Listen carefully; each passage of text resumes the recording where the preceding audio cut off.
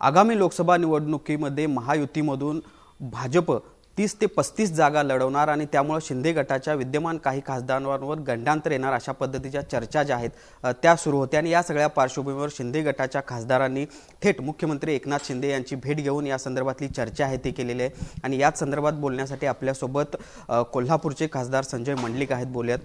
खरं तर गेल्या काही दिवसापासून ह्या चर्चांना उधाण आहे ते निवडणुका काही दिवसांवर आलेल्या आहेत. खरं तर त्या पार्श्वभूमीवर ही भेट झाली. काय नेमकं या सगळ्या भेटीमध्ये तुम्ही बाजू मांडली आणि त्यानंतर एकनाथ शिंदे यांची भूमिका? शिवसेनेच्या शिंदे गटात ज्यावेळी आम्ही पाठिंबा दिला, सुरुवातीला 11 खासदारांनी त्यांना पाठिंबा दिला आणि 12वा खासदार म्हणून मी एकनाथ शिंदे साहेबांच्यावर गेलो आणि ज्यावेळी आम्ही 13 खासदार होतो त्यावेळी शिंदे साहेबांनी अमित शहांनी आम्हाला सांगितलं होतं, तुम्ही 13 खासदार हे पुढचे उमेदवार असणार आहात आणि महायुतीचे उमेदवार म्हणूनच तुम्हाला आम्ही आमच्या गटामध्ये पार्टीमध्ये घेतोय. आणि म्हणून या निवडणुकीमध्ये सुद्धा माध्यमातून जरी चर्चा असल्या तर निश्चितपणे आमच्या सगळ्यांची खात्री आहे की आम्ही सगळे महायुतीचे उमेदवार असणार आहोत. काय तुम्ही अजूनही पालकत्वाची वाट पाहताय? 95,000पेक्षा अधिकच्या कुटुंबाचे आयुष्य आनंदाने भरले आहे. आजच कॉल करा आणि मिळवा फर्टिलिटी ट्रीटमेंटवर सूट आणि सर्वांना द्या आनंदाची बातमी. विशेषतः कोल्हापूरच्या जागेवरचा क्लेम भाजपनं अजूनही सोडलेला नाही. जर ही जागा भाजपला मिळाली तर आम्ही ती लढवू अशा पद्धतीची वक्तव्य भाजपच्या नेत्यांकडून होत आहेत. कसं बघता? मग निवडणुकीच्या काळामध्ये हे घडतच असतं. जोपर्यंत उमेदवार युतीचा जाहीर होत नाही तोपर्यंत प्रत्येक पक्षाला त्याचा अधिकार आहे की आपला उमेदवार असावा. साहजिक त्यांचं नैसर्गिक हक्क आहे आणि म्हणून आपापल्या परीनं ते प्रयत्न करतात. कोण इच्छुक असलेले उमेदवार करतात.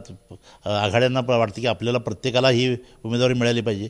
हे रस्तिगत चालूच राहणार आहे.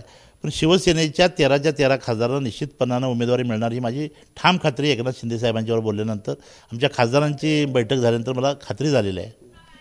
या सगळ्या उमेदवार बदलाच्या हालचालीवर मुख्यमंत्र्यांनी कशा पद्धतीत तुम्हाला आश्वस्त केलेलं आहे की उमेदवार तुम्हीच असणार? मुख्यमंत्री म्हटले, विकास कामांचे उद्घाटन सोडून तुम्ही मुंबईला का आला? मी म्हटलं, साहेब माध्यमांच्यावर आणि पेपरमधनं चर्चा दिसली की असं काय घडतंय. ते म्हणजे पेपरच्या चर्चा करायला तो वाचायला आणि माध्यमाकडे बघायला वेळ आहे का? आचारसंहिता लागलेली आहे. विकास कामांच्या उद्घाटनाचा अवधी कमी आहे. या काळामध्ये तुम्ही विकास कामं करा आणि उमेदवारीची काळजी मी घेईन असं त्यांनी साहेबांनी सांगितलं. भाजपकडून विशेषतः समरजित घाडगे यांचं नाव समोर आणलं जाते. त्यांनी देखील अजून या संदर्भात कोणतीही भूमिका स्पष्ट केलेली नाही. त्यामुळं एकूणच संभ्रम अवस्था दिसते महायुतीच्या या सगळ्या घडामोडी. नाही, प्रत्येक पक्षाकडं आपला कोणतरी प्रमुख चेहरा असतो. कदाचित समरजित घाडगे हा भाजपचा चेहरा असेल, त्याबद्दल मला काही म्हणायचं नाही. पण उमेदवारीची चर्चा ही दिल्लीमध्ये होणार आहे आणि आज कॅबिनेटची बैठक झाल्यानंतर आज किंवा उद्या या युतीचे प्रमुख नेते दिल्लीत जातील, त्यावेळी चर्चा होईल. खरं म्हटलं तर एक दिवस चर्चा झाली, त्यानंतर माध्यमातून वेगवेगळ्या चर्चा यायला लागल्या. प्रत्यक्षात ज्यांचं नाव येतं ते सुद्धा म्हणतात की मला निवडणुकीला उभारायचं नाही आणि मग माध्यमातून अशा चर्चा येतात. हे सुद्धा तथ्य नाही असं मला वाटतं. जरी समरजित घाडगे यांनी भूमिका स्पष्ट केलेली नसली तरी त्यांनी नकारही दिलेला नाही. त्यामुळे जर समरजित घाडगे इच्छुक असतील किंवा जर त्यांनी लढवण्याची तयारी दर्शवली आणि जर भाजपचे उमेदवार म्हणून समरजित घाडगे पुढे आले तर संजय मंडलिक यांची भूमिका काय असेल? समरजित घाडगे असतील, कोल्हापूरचे महाराज असतील, यांच्या विरोधात काय पण निवडणुका लढवत नाही.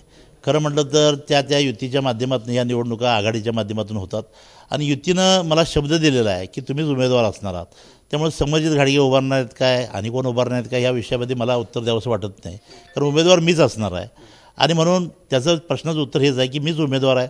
समरजित राजे माझ्या प्रचाराचं नेतृत्व करतील हा ठाम विश्वास मला आहे.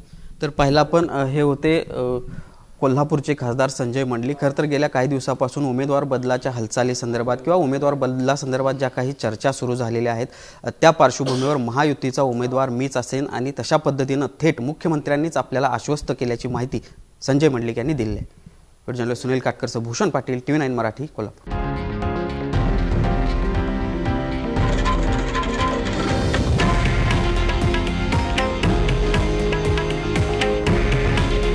हे आहे देशातील नंबर 1 न्यूज नेटवर्क आणि आपण पाहत आहात TV9 मराठी.